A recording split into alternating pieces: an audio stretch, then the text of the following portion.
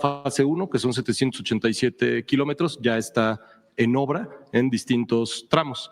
Y ya iniciamos estudios técnicos en Irapuato, Guadalajara, Querétaro, San Luis Potosí, Saltillo y Mazatlán, Los Mochis. La que sigue, por favor. Las características, para no olvidarlas, son vías dedicadas, aprovechando el derecho de vía existente, lo cual se abundará más adelante, con una velocidad de diseño máxima de entre 160 y 200 kilómetros por hora. Los trenes de Ciudad de México-Pachuca, que ahorita también mostraré, son trenes eléctricos. El resto de la red es con diésel eléctrico. También ahorita les daré información sobre esa segunda licitación de trenes, con 315 asientos ergonómicos, siendo un servicio, digamos, de corta distancia todavía dentro de la zona metropolitana. Se considera que van personas paradas en este tren, con accesibilidad universal, con accesos a nivel y asientos prioritarios, por supuesto sistemas de información al pasajero, la empresa que tenemos, y la llegada del primer tren será el cuarto trimestre de 2026. La que sigue, por favor. Luego tenemos esto que aparece como un tramo muy largo, porque incluye desde la Ciudad de México hasta Querétaro, que es el trabajo que está haciendo el agrupamiento de ingenieros Felipe Ángeles, pero también de Querétaro hacia Irapuato. Estamos estimando que son alrededor de 50,000 pasajeros diarios en el recorrido y que tenemos distintos servicios como puede ser Ciudad de México-Querétaro, Querétaro-Irapuato, Ciudad de México-Irapuato, San Juan del Río Celaya y Celaya-Irapuato.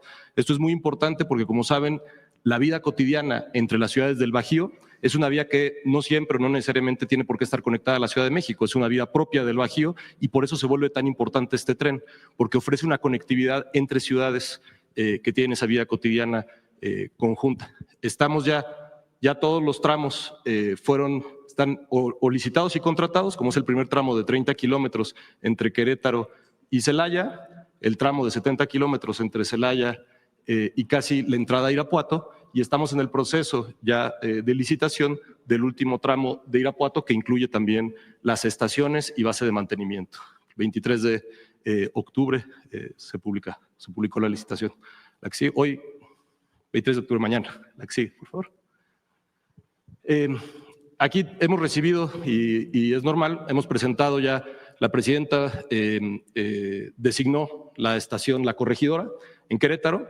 Se ha hablado en el tema, sabemos hay una conversación con tanto autoridades de Querétaro, que lleva mucho tiempo, pero también con activistas en Querétaro. Tuvimos una reunión reciente y una de las primeras cosas que me gustaría confirmar es: esta no es la estación principal. La estación principal está en el Marqués, pero vamos a tener una estación que es relevante en el centro de Querétaro. Esta estación, al estar en el centro de Querétaro, lo que vamos a hacer para poder ocupar el espacio es que se va a ocupar lo que se llama el patio antiguo, que es un patio que actualmente está en operación, que lo usa una de las concesionarias de transporte de carga. Es un área ya impactada, bastante grande, de hecho, bastante más grande que la huella de la estación, y por tanto, sé que ha salido en algunos medios, que es el Parque Alcatraz, no sufre ninguna afectación. El predio es de 3 hectáreas, pero la superficie de la estación es de alrededor de 2,600 metros cuadrados. ¿Por qué se escogió ese sitio? Es una ubicación estratégica, está realmente muy cerca del centro de Querétaro, se puede caminar al centro histórico de Querétaro, es de alta densidad poblacional, es decir, le ofrece un servicio de transporte a muchas personas que vienen del centro de Querétaro para conectarse precisamente a una zona donde hay crecimiento tanto poblacional como económico, que es el Marqués, por ejemplo, solo dentro de la zona de Querétaro, y también porque tiene rutas de transporte que cruzan por esa zona y que permiten tener una conectividad no solo al centro, sino al resto de la ciudad de Querétaro. La que sigue, por favor. Esto es el tramo Saltillo-Nuevo Laredo del tren del Golfo de México. También, en términos de lo que ya está licitado y ya inicia obras, tenemos, primero fue el norte de Monterrey, que son 100 kilómetros hacia Bustamante y pasando Bustamante un poco, y después 136 kilómetros hasta Nuevo Laredo. Los dos ya están contratados, ya estamos iniciando obras. De hecho, aquí ahorita vamos a mostrar un video, ya tenemos un avance de obra importante acá. Estamos por iniciar, pero todavía estamos en un momento de levantamiento. Se están haciendo calas y estudios de derramadero hasta García y Santa Catarina en Monterrey, y vamos a sacar la licitación en las fechas que sacamos, que muestro aquí: 27 de noviembre, 29 de octubre, de la zona metropolitana de Monterrey. Monterrey, donde la empresa contratada es ICA. Aquí ya se empezó a hacer el desmonte justamente en el derecho de vía. Ahorita cuando el equipo abunde de derecho de vía, de cómo se está trabajando, tenemos la ventaja, sobre todo en distintos tramos de distintas características, pero en la mayor parte del tramo, que podemos trabajar sobre el derecho de vía existente, lo cual tiene una doble ventaja. Uno, por la adquisición misma del derecho de vía, en donde se ha estado compilando todos los títulos de propiedad que amparan esa propiedad, pero también en términos ambientales, porque son zonas que ya estaban impactadas. Y de Ciudad de México a Querétaro. También estamos concluyendo los estudios de ingeniería básica de los tramos de Querétaro a Irapuato y de Saltillo a Nuevo Laredo. Ya lo mencionó el maestro Layuz. Estamos desarrollando ingeniería básica. Al rato vamos a hablar de cada uno de estos asuntos, de Querétaro a San Luis, de San Luis Potosí a Saltillo y de Mazatán a Los Mochis. Y por otra parte, en el sureste de la República estamos construyendo la infraestructura ferroviaria de carga para medida en que nuestros compañeros de SEDATU y SICT, las áreas encargadas de librarnos el derecho de vía, nos dan más tramo, entramos con más maquinaria porque ingeniería ya tenemos y presupuesto también. ¿Qué estamos haciendo? Como podrán ver en las láminas, perforando cimentaciones, pilas, colando zapatas, armando traves, estamos izando columnas y próximamente empezaremos a montar las traves que van arriba para armar la vía en los viaductos. Estamos conformando en largos tramos ya terraplenes para la construcción de vía férrea. Estamos construyendo una innumerable cantidad de obras de drenaje transversal, porque, bueno, son más de 53 en las amplias zonas inundables del acceso a Pachuca, para que nuestra vía no se convierta en un dique para contener el agua, sino que permitamos el flujo hídrico. También estamos ya armando muros de contención, ustedes vieron en las láminas, precisamente donde vamos conviviendo con la vía de carga, porque tenemos un desnivel. Nuestra vía tiene mayores prestaciones porque es un tren de pasajeros de mayor velocidad, y también lo vamos a hacer en donde entremos en zonas urbanas. El muro de contención nos permitirá subir la vía y que el pateo del terraplén no llegue a las puertas o a los caminos de los vecinos que viven en estas localidades. Pues bien, hemos hablado que para ejecutar los trabajos y con la orden que tenemos de la Presidencia de la República de hacerlo lo más rápido posible, estamos trabajando simultáneamente en los 57 kilómetros. Organizamos 10 frentes de obra. 5 de ellos son de construcción pesada de viaductos, plataformas y vías férreas. 2 son de energización y obra electromecánica, porque hoy vamos a llegar a colgarnos a las líneas de transmisión de alta tensión, construir las subestaciones principales, las subestaciones tractoras, conectarnos a la vía férrea, construir la catenaria que electrifica la vía. Por eso tenemos dos frentes de energización, un frente de catenaria, que es los cables eléctricos donde va a ir pegado energizándose el tren, y 2 frentes de ingeniería, uno de estudios previos y otro que acompaña en corto a los frentes de construcción, en la construcción específica de viaductos, puentes y donde se requiera hacer más trabajos de ingeniería. Y a partir de este análisis, ya con el avance en los proyectos, se fueron definiendo las distintas situaciones y de ahí partimos ya para hacer la sensibilización y socialización del proyecto, que es la liberación del derecho de vía, sino también las estamos mudando a una nueva vivienda para que tengan una relocalización justa. La que sigue, por favor. Este mapa nos permite brevemente explicar lo que decía también y complementar lo que decía la secretaria. Del lado izquierdo podemos ver el frente 5 de la AIFA Pachuca, donde tenemos prácticamente el derecho de vía liberado, y se alcanzan a ver, por un lado, la infraestructura complementaria que nos solicita la agencia y que nos solicita el agrupamiento de ingenieros Felipe Ángeles, talleres y cocheras y la subestación, que son para la operación del tren, y por supuesto al final la estación Pachuca Mineral de la Reforma, a donde llegarán los trenes una vez concluida la obra. Y del lado derecho nos parece también importante que se vea de manera muy gráfica cómo está funcionando. En verde vemos el derecho de vía existente, que la decisión de la presidenta de trabajar sobre ese derecho de vía ha sido muy importante porque nos ha permitido y nos ha facilitado el arranque del trabajo lo antes posible. Y en amarillo, lo que normalmente en promedio nos pide el agrupamiento de ingenieros Felipe Ángeles y la agencia reguladora, de ampliar el derecho de vía, y sobre eso vamos avanzando. No solo a nivel gobierno federal, de manera interinstitucional, con todas las dependencias que ya vieron en la diapositiva previa, sino también con los gobiernos de los estados y con los gobiernos municipales. Sostenemos reuniones periódicas, prácticamente una vez al mes, con todos los presidentes municipales en cada uno de los tramos de los frentes que tenemos abierto de los trenes y también acompañado siempre de los gobiernos estatales. Anoche la actualización de la liberación del derecho de vía en los 4 frentes de obra que se tienen trabajando este año. En el caso de la IFA Pachuca vamos al 93%, donde hemos avanzado con los 14 ejidos que tenemos localizados dentro de los 57 kilómetros y se ha trabajado con 144 personas físicas de propiedad privada y 91 personas morales también en propiedad privada. En el caso de Ciudad de México, Querétaro, que estamos también al 70% del avance de la liberación del derecho de vía, igual con los ejidos atendiéndolos en la ruta de la propiedad social y este número de 600 personas físicas en la negociación de propiedad privada y 76 personas morales. En el caso de Querétaro, Irapuato y Saltillo Nuevo Laredo, el derecho de vía histórico nos permite estar a un 85% de derecho de vía disponible para trabajar. En este caso ya no es con el agrupamiento de ingenieros militares, sino con los consorcios que ganaron las licitaciones. Y bueno, como también lo decía bien la secretaria Edna, hemos liberado prácticamente del mes de mayo para acá 23.140.048 metros cuadrados. Al avance que se tiene de los trenes, ejidos, personas, comunidades, municipios, todos han estado, no hemos tenido realmente ningún problema. Y además, pues, como se menciona aquí, es importante que se conozca, no hay intermediarios en la liberación del derecho de vía. Si se va a adquirir un pedazo de tierra para que pueda pasar el tren, se habla directamente con el municipio, con el ejido, se hacen asambleas, se explica el proyecto y los pagos son de manera directa, sin ningún intermediario.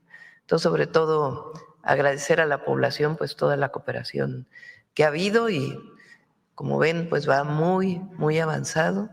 Ponle otra vez el de Pachuca, vamos a estar ahí el sábado, vamos a ir a Pachuca a ver, a hacer una revisión de los avances de la atención a la emergencia y nos vamos a detener en esta parte que ya tiene, como ven, pues un avance muy, muy significativo.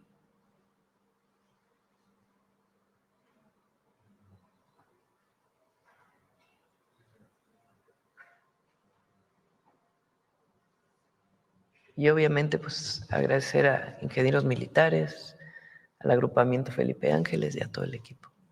Bueno, adelante, vamos con las preguntas. A ver, tú que has... Buenos días, presidenta. Buenos días a todos. Alberto Marroquín Espinosa de esahora.am.com desde Querétaro y Cancún y 10am.mx. Primero, presidenta, reconocer la visión de su gobierno por recuperar el sistema ferroviario nacional, lo que es un transporte limpio, moderno y estratégico para reducir los gases de efecto invernadero.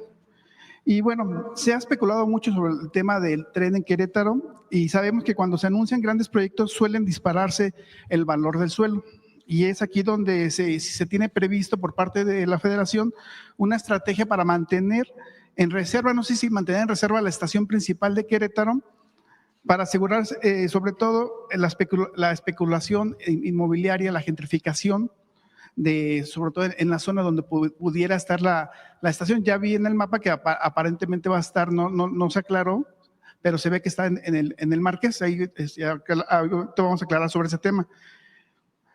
Y también saber sobre la estación principal, que no es la corregidora, si ya se tiene contemplado o todo lo que es la infraestructura vial, porque si va a ser en el Marqués, pues sí es una zona de poca accesibilidad y el acceso normalmente es por la carretera 57, la autopista a México, y prácticamente en el primer puente es a la izquierda, sería el acceso hacia la zona de los Héroes, allá en Querétaro. No sé si te han contemplado toda la parte de vialidades que pudiera impactar o favorecer o mejorar la zona, porque hoy en día solo prácticamente hay dos accesos hacia esta zona, por los Arcos, subiendo por los Arcos, que es una vía, sí, de doble carril, pero es muy angosta, y por la autopista 57. No sé, sería una primera cuestionamiento sobre varios que traigo sobre Querétaro.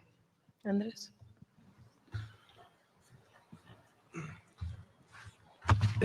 Sí, la consideración de la estación en el Marqués y la zona del Marqués, vamos a decirle zona porque vamos a determinar el sitio en específico más adelante, tiene de hecho la virtud que tiene mucha conectividad.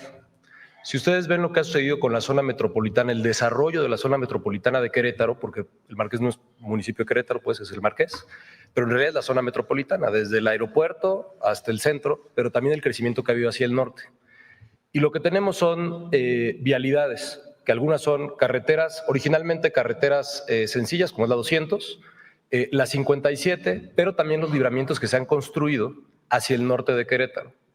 ¿Qué es lo que permite esa localización? Que como Querétaro ha crecido hacia el norte y ha crecido hacia el aeropuerto, entonces al estar en el Marqués puedes tener la conectividad desde el centro de Querétaro, en parte en tren, pero no solo en tren, y desde el norte y el poniente y el sur por las distintas autopistas y carreteras. Esas conexiones, y estamos evaluando en parte con el gobierno de Querétaro, cuáles son las mejores conexiones que se pueden hacer, pero de hecho sí hay disponibilidad de vialidad en el sentido de la conexión que se da a toda la zona metropolitana. Ok. Y bueno, para aclarar sobre todo el tema del tren, bueno, la estación de La Corregidora en el centro histórico, pues ahí ha habido una serie de cuestionamientos de algunos ambientalistas en Querétaro. Bueno, al menos ya se aclaró ahorita que ya no se va a impactar el Parque Alcanfores, que eso es muy importante, ¿no? Ahí rompemos muchos mitos y muchos cuestionamientos que había en Querétaro, ¿no? Correcto. Pero también ahí hacen mención a un programa parcial de desarrollo urbano de la zona de monumentos y barrios tradicionales, que está publicado en La Sombra de Arteaga, que es el diario oficial de Querétaro, el 25 de octubre de 2018. Que prácticamente habla en esas partes que las vías del tren deben relocalizarse y se prohíbe el uso ferroviario. Digo, lo comento porque pues ahí está, ¿no? Y sobre todo, yo entiendo que a lo mejor no puede ser retroactivo a unas vías, a un impacto que ya viene desde hace 100 años, ¿no? Prácticamente, ¿no? ¿Qué opinión tienen al respecto? Sí, el instrumento, y digamos, es normal que exista ese instrumento, ¿por qué? Porque Querétaro y la zona central de Querétaro pues es patrimonio del país, ¿no? Por razones históricas, por razones arquitectónicas, por razones de espacio público, y es normal que haya un plan parcial para conservar las características del centro histórico de Querétaro. Ese mismo instrumento plantea efectivamente la consideración de que en el futuro no pasara por ahí el tren de carga. No lo plantea como una necesidad, no lo plantea como una obligación. ¿Por qué? Porque el derecho de vía y toda la zona, incluyendo el patio que yo mencionaba, es un derecho de vía federal preexistente al instrumento. Pero más importante, ¿qué es lo que hace tener por ahí el tren de pasajeros? Es que precisamente a ese patrimonio histórico le da acceso a pues, todo el país. Si usted ve la red que tenemos en este momento planteada, nada más de lo que estamos en construcción, estamos conectando alrededor de 25-30% de la población. Y eso lo que quiere decir es que es un reconocimiento a ese patrimonio histórico de Querétaro y cómo ha sido conservado hasta el momento. Las áreas en donde se hará el trabajo son áreas que ya existen, que ya tienen una vía o que ya tienen infraestructura ferroviaria, ¿no? Entonces, por eso realmente no hay un cambio a las condiciones que tiene el centro de Querétaro. Y en materia de movilidad, en esa zona del centro histórico de Querétaro, pues el acceso a la antigua estación, donde va a estar a un lado la estación La Corregidora, pues es por Avenida Universidad, que es la Avenida del Río, pero es una avenida muy colapsada con tráfico, porque incluso como ahí también hay una ciclovía, en un semáforo puede ser 8 paradas, el semáforo primero da acceso a los peatones y luego otro semáforo a los ciclistas y luego a los vehículos. Son muy tardados, sobre todo en esa zona de Avenida Universidad. ¿Cómo tienen contemplados el tema de la movilidad y el acceso? Porque obviamente son calles muy angostas que llegan hacia la estación, a la antigua estación hoy en día. De hecho, justamente una de las virtudes de la cercanía con Avenida Universidad, pero no solo, es que por ahí pasa el transporte público de Querétaro.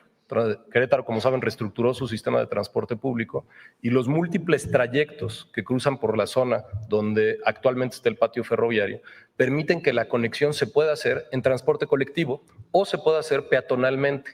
Eso es realmente lo que puede tener un impacto, yo diría más bien positivo en la movilidad de la zona, porque tienes más personas moviéndose en medios de transporte que ocupan menos espacio. Y el mismo plan parcial que usted mencionaba, justamente lo que dice es que debe de haber un conjunto de propuestas para mejorar la conexión con el transporte foráneo. Y es precisamente lo que hace este tren. Porque prácticamente la avenida Universidad hacia la estación son como 3 cuadras. Así es. Y por ahí, ¿cómo van a solucionar esa parte de lo angosto que son esas calles para tener acceso hacia un transporte público a esa zona? Todo eso y es normal en un proyecto, lo vamos a revisar, lo vamos a trabajar en conjunto, vamos a escuchar a quienes tengamos que escuchar y en ese sentido, insisto, creo que son dudas normales que surgen, pero que se pueden atender. ¿Se ha considerado también, la estación principal en la zona norponiente, por donde está el libramiento norponiente, hacia Celaya, Cuota? No sé si han considerado esa opción. En este momento no está considerado así, está considerado el Marqués y en esta estación más pequeña en el centro. Ok. Bueno, pues muchas gracias. Es muchas familias, mucha gente que se traslada de Querétaro a la Ciudad de México. La carretera México-Querétaro pues es una de las más saturadas de todo el país. Lleva muchísimo transporte de carga y también de pasajeros. Entonces, al tener un tren, pues quien vive en Querétaro y va a venir a la Ciudad de México o cuando esté listo hacia el Bajío o hacia San Luis Potosí, pues van a tener la opción de utilizar el tren de pasajeros. Y es muy benéfico para todos aquellos que se trasladan o para aquellos de la Ciudad de México que también se trasladan a Querétaro y que hacen muchos viajes, pues particularmente a toda la zona industrial que hoy existe en Querétaro. Entonces va a ser muy benéfico. Un dato de... Gracias, con permiso. Hablábamos de que tenemos en el tramo son 226 kilómetros, de los cuales son 119 kilómetros en un derecho de vía ya impactado. Pero también tenemos 100 kilómetros de nuevo trazo. En ese nuevo trazo hay que realizar, además de los estudios ambientales, una campaña de prospección y rescate arqueológico. ¿Qué es lo que está sucediendo? Por eso, cuando vamos a hacer vía nueva, nos topamos, como lo mencionó la vicepresidenta, en la zona de Tula, en un acantilado, unos petrograbados. La primera intención nuestra es, si ya tenemos el trazo, pues bueno, retiremos esas piedras y vemos a un lugar donde podamos exhibirlas. Fue el propio titular del INAH, el maestro Omar, con su equipo, y dictaminaron que no era posible. Entonces nosotros informamos de un nuevo ajuste de trazo, que son 8 kilómetros para salvar 70 metros. Imagínense, para salvar 70 metros de esa zona de petrograbados, tenemos que desviar la vía 4 kilómetros antes y 4 kilómetros después. No impacta tanto presupuestalmente, ya lo vimos, ya lo hicimos y conciliamos. Ahora seguimos prospectando. En ese nuevo derecho de vía que nos vienen liberando nuestros compañeros, adelante de nosotros van los arqueólogos. Y dicho sea de paso, el proyecto permite rescatar la historia y los antecedentes de estos lugares. Tula es un lugar de una población azteca. De hecho, ayer estábamos con los arqueólogos en esa zona, precisamente pasando Tula, en la zona del río, donde converge el circuito exterior, el circuito mexiquense. Ahí vamos a cruzar con un viaducto de 3 kilómetros. Venimos prospectando la zona de cimentación y los compañeros de Lina ahorita en estos momentos están rescatando restos óseos que van, rescatan, los recuperan, los estudian. Con el proyecto, con la misma financiamiento del proyecto, ellos vienen recuperando nuestro pasado histórico. ¿Cuántos van a ser? No lo sabemos. En la medida que se van liberando terrenos, entra el equipo de vanguardia de ellos y va prospectando y nos va liberando el terreno para pues, nosotros meter la maquinaria. Entonces se lleva pleno respeto. ¿Y cuántos van a aparecer? Los que tengan que aparecer se rescatarán, se exhibirán y si es algo muy importante, posiblemente modificaremos el trazo. Pero se trabaja de manera coordinada, que es lo más importante. Muchas gracias. Radiodifusión del Estado Mexicano, Canal 14. Preguntarle, Presidenta, primero, ¿qué papel juegan estos proyectos férreos para impulsar la competitividad del país y también para impulsar el Plan México? Pues muy importantes. El transporte de carga y el transporte de pasajeros por tren es algo que está ocurriendo en todo el mundo. Digamos, la orientación. Hay países que mantuvieron sus trenes. Toda Europa mantuvo sus trenes. Los países, Japón, por ejemplo, pues tiene un desarrollo de trenes impresionante. Países asiáticos, China hoy pues está desarrollando muchísimo sus trenes como medio de transporte, tanto de carga como de pasajeros. México fue de los que tenía una red ferroviaria enorme que se desarrolló desde finales del siglo XIX, principios del XX, y después decidieron privatizar. Cedillo privatizó los trenes y los trenes de pasajeros desaparecieron.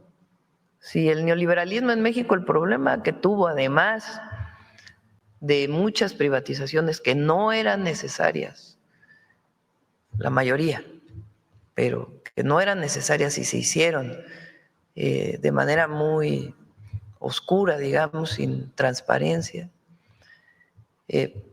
Pero, digamos, hay privatizaciones que tomaron las empresas y las echaron a andar.